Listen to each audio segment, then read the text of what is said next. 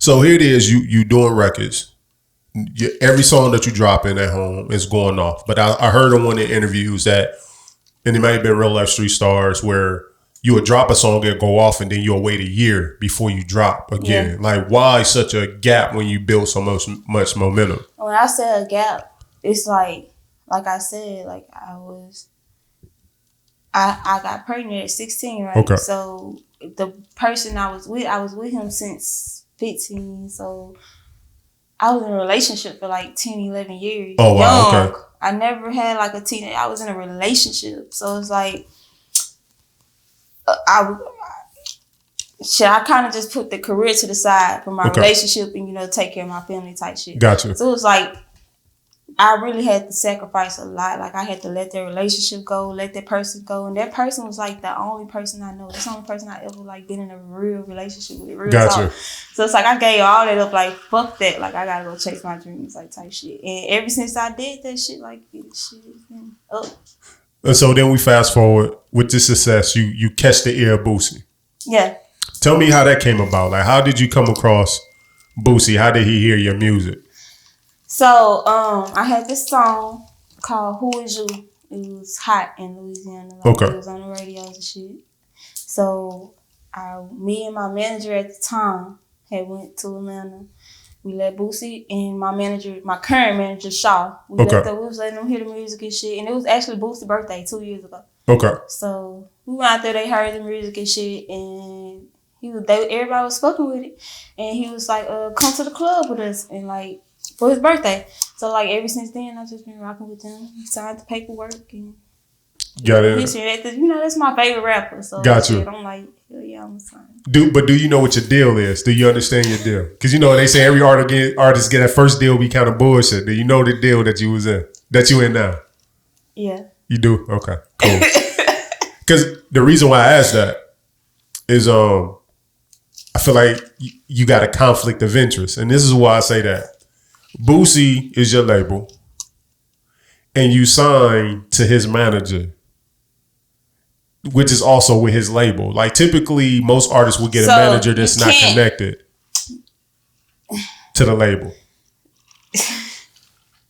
Yeah. Because one will argue that the manager, since he was with Boosie first, his best interest is always going to be Boosie. And his best interest for you is going to be good as long as it aligns with Boosie. All right. So why get a label? Why get a manager from your employer instead of your own? So I had, like I said, when I came in to meet Boosie, I had a manager. Okay. That's not my current manager now. So we just found out that he was trying to fuck me on some shit. Like, not fuck me, but he was trying to fuck over me on some shit. So it was like, I had to let him go. So it's like, I didn't have a manager. So it was like, I didn't make Shaw my manager till like, I think 3-4 months after I started being around Boosie. Okay. That's when I signed the contract. Gotcha. So what we talked about earlier was, again, most artists assume once you sign a record deal, you own. But like you said earlier, once you sign the record deal, that's when the work starts. Right? And so I understand, like, I was already working before I signed with them. I had that song Who Is You, which was hot already. So that gave me that really got me known, that song. Not known because I was already known, but they like gave me like.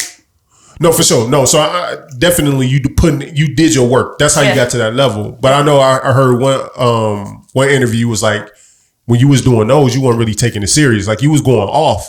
It was easy to you. Yeah. But once you signed to, Boosie, it was just like, okay, it had to go to a whole nother level with it. So do you feel like signing make you feel like you got an employer? It takes the fun away from it? Like, how does that work? Like I said, I always been passionate about music. Because like I said, I was a poetry writer. So it's always been like all I wanted to do. But it was like, once I got signed, it was like the pressure to make a hit will throw an artist off because you're not having fun with it. Like, I feel like a hit comes from getting in the studio and having fun with it. For sure. And just going off your natural vibe. When you got that feeling in your head like, oh, I gotta make a hit. I gotta do this. It's like, it's not gonna come like that. Because you got all that pressure on you. It's like you think it's forced. It's forced. For sure. So I feel like when you sign, you just not all the time, but when you got that pressure on you I need you to make a hit. Like, it's like, damn, like, I don't know what's going to be a hit. Like, I'm scared to show this. I'm scared. Like, I don't know what's going to be a hit. Like, so do you feel like, do Boosie actually put that pressure on you? Or is this pressure you putting on yourself because you signed? Because sometimes we can be harder on ourselves than I'm everybody hard on else. myself anyways. Got so, you. I don't know. I got you. So another myth is like the money part. I know you saying like, hey, you know, music, I love it, but shit, I got a family. This is kind of, I got to get to the fast money. What will you say to those who's like, damn, you signed a deal, how you not, you know what I'm saying, why do music have to be secondary? The whole purpose of signing a deal is to be able to focus on music and not have to worry about anything else financially. Well, my contract is actually, so, you know, you can't sign a record you can't sign a record deal and a management deal with the same group. Right. So I have a management deal with Boosie. Got you. So I didn't get a advance or nothing. It's a management deal. Okay.